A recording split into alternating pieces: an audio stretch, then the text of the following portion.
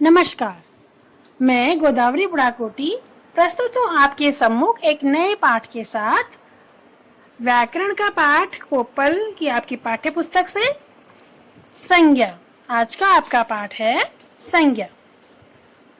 संज्ञा, चलिए बच्चों जानते हैं संज्ञा किसे कहते हैं और संज्ञा के कितने भेद होते हैं।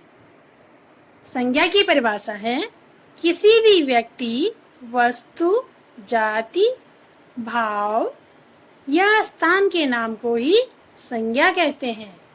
जैसे मनुष्य, जाति, अमेरिका, भारत, स्थान, बचपन, मिठास, भाव, किताब और टेबल, वस्तु आदि। तो हमने जाना कि किसी भी व्यक्ति, वस्तु, जाति, भाव या स्थान के नाम को संज्ञा कहते हैं। अब जानते हैं संज्ञा के भेद।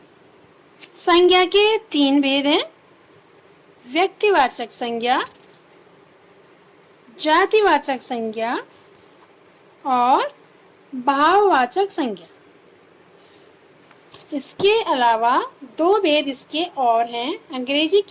इसको अंग्रेजी के प्रभाव के कारण कुछ लोग संज्ञा के 2 भेद और मानते हैं।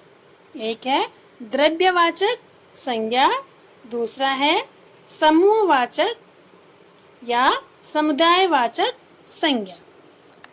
तो ये हो गए कुल मिलाकर संज्ञा के 5 भेद। अब जानते हैं व्यक्तिवाचक संज्ञा। जो शब्द केवल एक व्यक्ति, वस्तु या स्थान का बोध कराते हैं, उन शब्दों को व्यक्तिवाचक संज्ञा कहते हैं। जैसे भारत, चीन, ये देशों के नाम हैं, तो ये क्या है? स्थान है। किताब, साइकिल, ये वस्तु है। सुरेश, रमेश, परमात्मा,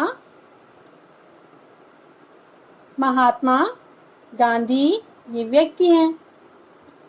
तो ये सब व्यक्तिवाचक संज्ञा के अंतर्गत आते हैं। व्यक्तिवाचक संज्ञा के कुछ और उदाहरण जानते हैं।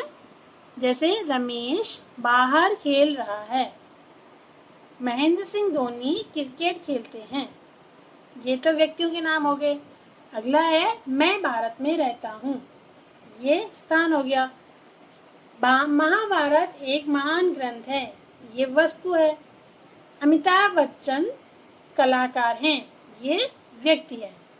तो ये इसमें है एक व्यक्ति, वस्तु और स्थान का जो बोध करा रहे हैं शब्द, वो व्यक्तिवाचक संज्ञा है। दूसरा है जातिवाचक संज्ञा। जो शब्द किसी व्यक्ति, वस्तु या स्थान की संपूर्ण जाति का बोध कराते हैं, उन शब्दों को जातिवाचक संज्ञा कहते हैं। जैसे मोबाइल, टीवी। और जातिवाचक संज्ञा के और उदाहरण हैं। जैसे स्कूल में बच्चे पढ़ते हैं और बिल्ली चूहे खाती है, पेड़ों पर पक्षी बैठे हैं।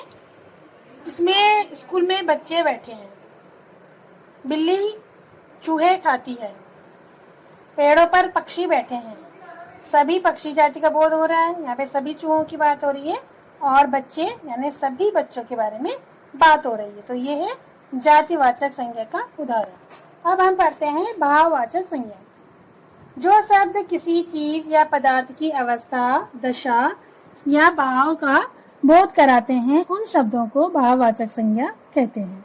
जैसे बचपन, बुढ़ापा, मोटापा, मिठास आदि। भाववाचक संज्ञा के कुछ और उदाहरण देखते हैं। जैसे ज्यादा दौड़ने से मुझे थकान हो जाती है, लगातार परिश्रम करने से सफलता मिलती है। इसमें थकान, सफलता शब्द जो है वह भाव व्यक्त कर रहा है, इसलिए ये भाववाचक संज्ञा है। मैंने बताया था आपको कि 2 और संज्ञा इसमें जोड़ दी गई हैं। जैसे द्रव्यवाचक संज्ञा एक और दूसरी समुदायवाचक संज्ञा। तो पढ़ते हैं द्रव्यवाचक संज्ञा के बारे में कि जो शब्द किसी धातु या द्रव्य का बोध कराते हैं, वे द्रव्यवाचक संज्ञा कहलाते हैं। जैसे कोयला, पानी, तेल, घी, सोना आदि। इसको उदाहरण के माध्यम से देखते हैं। मेरे पास सोने के आभूषण हैं। 1 किलो तेल लेकर आओ। मुझे दाल पसंद है। धातु या द्रव्य जिसके अंदर आते हैं ये द्रव्यवाचक संज्ञा कहलाती है। समुदायवाचक संज्ञा जिन संज्ञा शब्दों से किसी भी व्यक्ति या वस्तु के समूह का बोध होता है उन शब्दों को समुदायवाचक या समूहवाचक संज्ञा कहते हैं। जैसे भीड़ समूह में होती है, पुस्तकालय में बुक्स जो होती है वो समूह में होती हैं, और झुंड, सेना भी एक समूह में होती है। तो जहाँ इन सभी शब्दों से समुदाय का बोध हो रहा है इसलिए ये समुदायवाचक संज्ञा है। देखते हैं इनके उदाहरण। भारतीय सेना दुनिया की सबसे बड़ी सेना है। तो सेना शब्द क्या है? समुदायवाचक संज्ञा। कल बस स्टैंड पर भीड़ जमा हो गई। अगला है मेरे परिवार में 4 सदस्य हैं। तो यहाँ पर भीड़ और परिवार शब्द क्या है? समुदायवाचक संज्ञा है। तो आज हमने पढ़ा संज्ञा और संज्ञा की भेदों के बारे में। तो बच्चों आपने अपनी नोटबुक में संज्ञा की परिभाषा और उनके भेदों के बारे में नोट करना है। आज के लिए इतना ही। धन्यवाद।